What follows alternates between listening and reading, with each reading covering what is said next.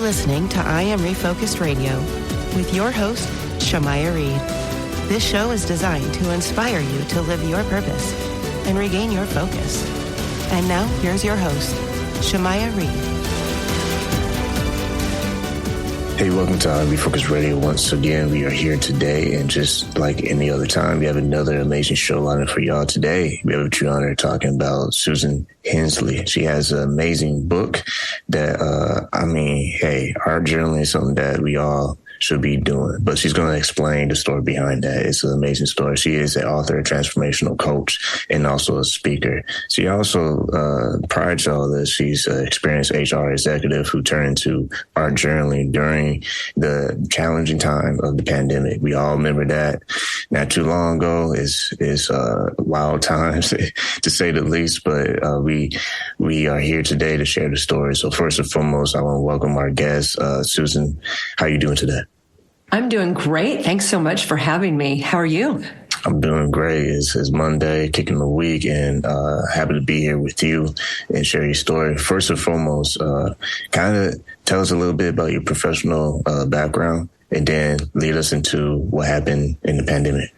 Sure. So, I've been around long enough to have had a couple different careers, right? And started as a journalist, and then when I had my family, when we started family, I switched into sort of corporate America, and I was working in HR and, all the things. You're working, you're raising a family, you've got all the stuff that happens in modern life, and it's going well, right? You say to your friends, oh, I'm crazy busy, and different things come and go. But a couple of years before the pandemic, it stopped fitting as well. And I couldn't quite know what it was. It was like, I feel like I need a change. I was getting ready to, children were sort of leaving for college. And I went, a friend of mine, a coworker, had a whole side hustle as really producing art, like making art to sell. And I never viewed myself at all as artistic or even creative, right? I was the sort of person like, you needed something done, I'd get it done for you, right? I loved the lists and all those things. But one day she was talking to a few of us, and she invited us over to her house on a Saturday to learn a little bit about art. It's like, okay. So I go, and it's like a rainy Saturday, and I'm playing with some paints in the corner. I think she's trying to teach us how to draw face proportions or color wheel. And I'm over there and I'm having the best time.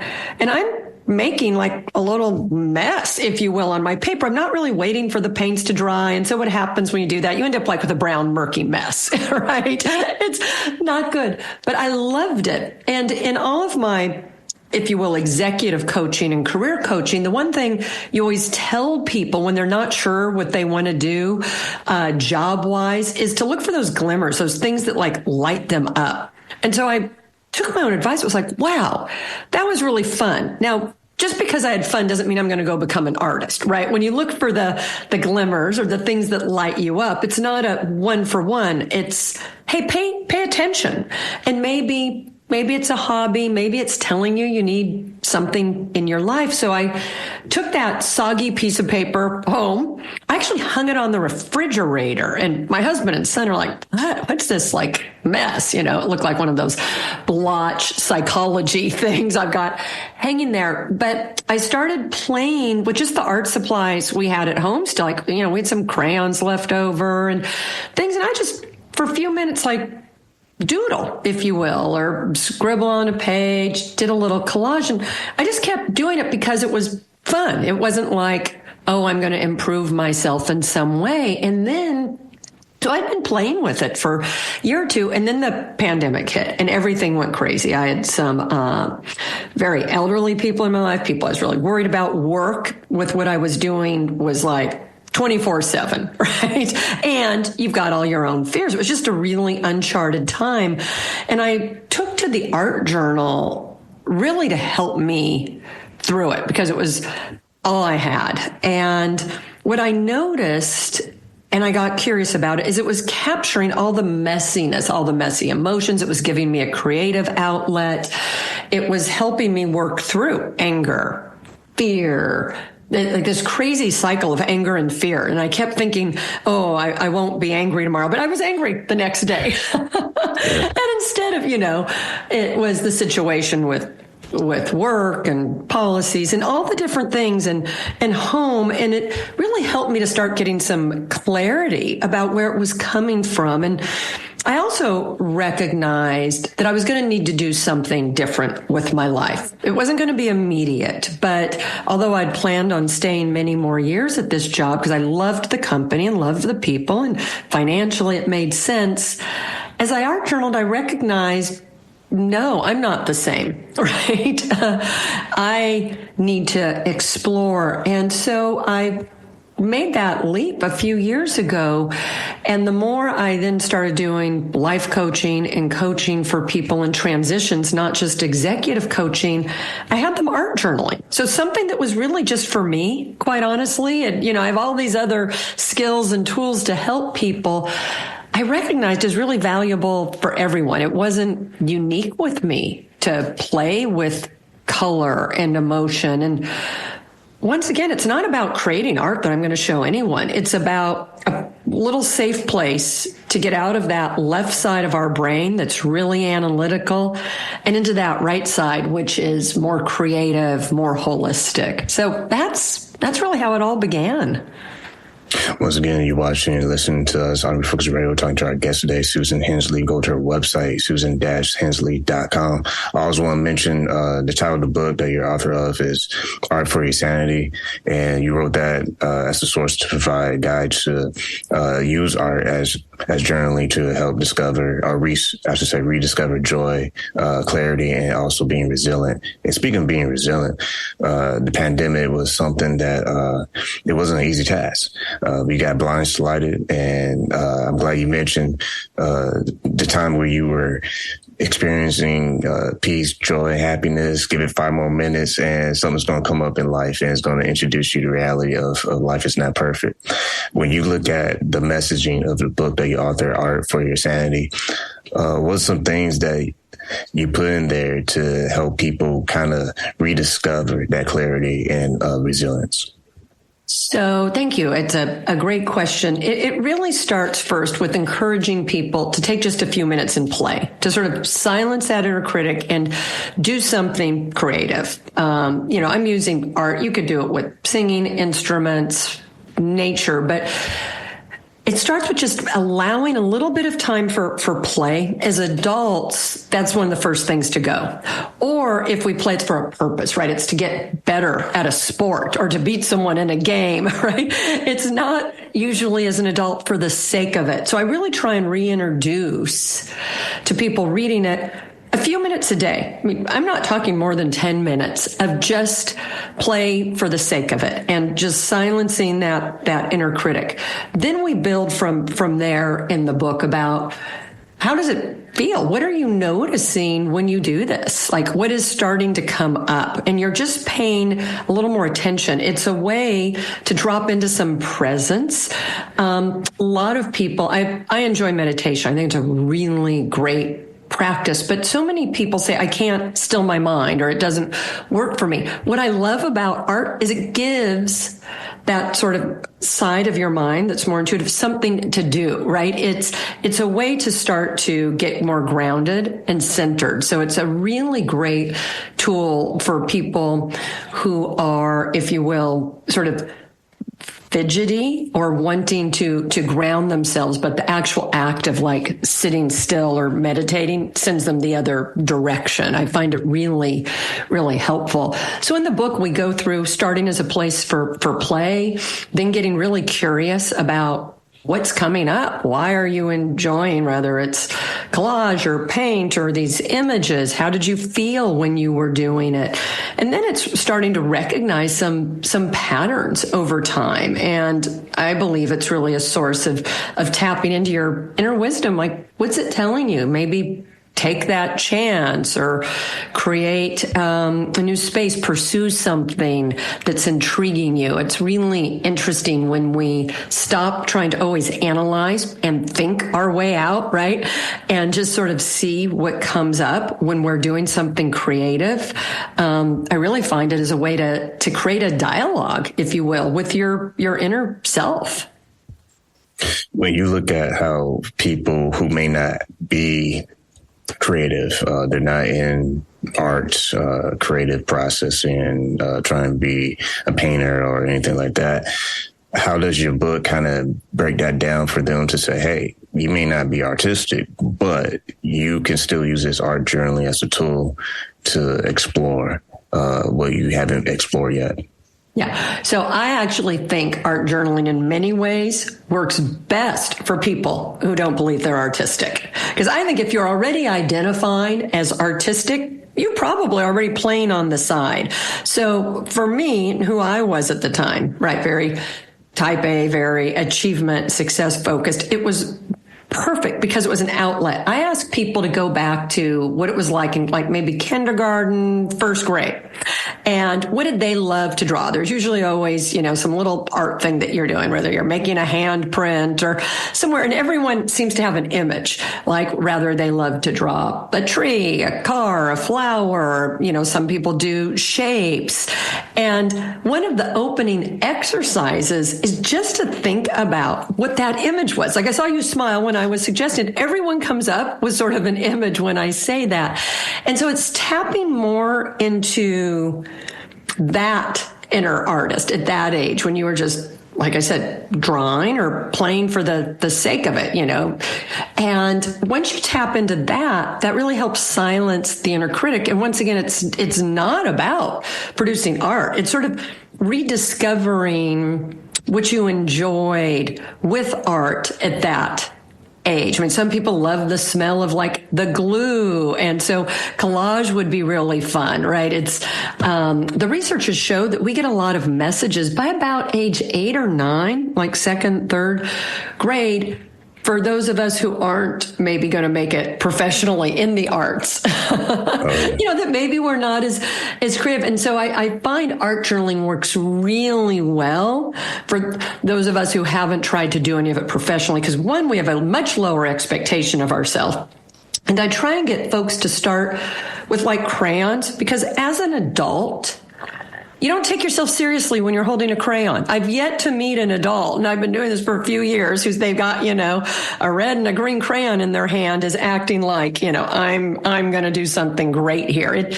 Using really inexpensive art materials, whether it's like glue sticks or crayons or finger paint, really help keep it playful and curious versus starting to act like you are needing to perform for someone else. It's all about you being a little playful and a little curious. I like how you said that, because first point is, when you are in that situation with those kind of tools, you're kind of put in position of being humble and say, you know what, I'm not about to paint the famous painting of what everyone see in the museum. I'm going to paint on the creativity of what I have in the moment. And going back further, when you mentioned about kindergarten in those days, the reason why I smile is because I remember when I was young and we had art class and we had a chance to like draw parents or something like that. And I remember vividly when I gave a drawing to my parents back in the day, they smiled, even though me getting older and looking back, it's like, whoa, you smile at that. And it wasn't about my ability in kindergarten to have a masterpiece. It was the thought behind it. And that's why it was a great memory for my parents and also for me. I could laugh a little bit, but too, it was the heart behind it. And I think that's a great point to illustrate. I love that you shared that story, because one of the things I ask in the book is that as you're doing this, you become your own proud parent. Like, you immediately had that memory. I saw you smile. You've shared the story. And what's so fun about art journaling is you do that for you, right? You're sort of looking at that 5-year-old and you're saying, that was fun. I created for 5 minutes. You're not saying that was a masterpiece. It's not going to the museum. It's like, you can really sort of make friends with yourself. I talk a lot in my coaching practice about the voices, our inner critic, and how to really make friends with that voice and be much more supportive of yourself versus sort of always beating yourself up. And that proud parent that you did such a great job of describing and smile. Now, I ask people through the work I do and through the book to recreate. In the story where I told you about that like mess I made, I hung it on my refrigerator. What was I doing? I was acting, although, my husband and son may have been like, yeah, it's a little odd, but I loved it. And so, yeah, thank you for sharing that story, because that illustrated my point perfectly. And when you think about mindfulness, we always hear that as a hot keyword in shows, but it's important to discuss. How does mindfulness, in your opinion, play a role in the whole process of our journaling? Yeah. What I love about it is when you're art journaling and you are just in the moment and you've sort of asked that inner critic and, you've said, maybe I'm going to do this 5 minutes, maybe 10. What's nice about it is to be in the moment. I suggest people take a couple deep breaths and just think about the colors. Why are you choosing whatever color, blue or green? Is it because you feel sad? Is it because you feel tranquil? That's all a form of mindfulness. It's being perfectly in that moment of creativity and creation. And that's where, mindfulness is about being present. And when we're using color or doing something creative, I find it really helps people to be more present and more aware. And then I ask people to step back and notice how they feel afterwards. Many times people feel more centered, more relaxed, more energized, right? So it's a way to be mindful while actually doing something, but it's not something like from a to-do list. It's not improvement. It's through play and creativity. And with your experience, first, you listen on Refocused Radio, watching us online, talking to our guest today, Susan Hensley, when you have been able to not just introduce people to art journaling and also your book, say someone's just very critical in their process, like, I'm not an artist, I don't know why I'm doing this. What's some of the things or ways you've been able to encourage people to quiet the inner critic that's probably in the way of the process of the journaling process? You can say that 10,000 times fast. It's a tricky one. It's a tongue twister for sure. If the person's curious, my suggestion is to pull up their favorite song on their phone, go alone, take 2 crayons, piece of paper, put on that song. And during the course of that song, most people's favorite songs are like 3 to 4 minutes, right? So I'm not asking them for, some big ballad. But while they've got that song on, to just fill that piece of paper with color. 3 to 4 minutes, you're listening to your song, and all you're being asked to do is fill it. You can scribble, you can draw, but fill it. I have found even the biggest skeptics, when they do that exercise, one, they recognize it wasn't scary. There's no failure point. I mean, that's like a no failure.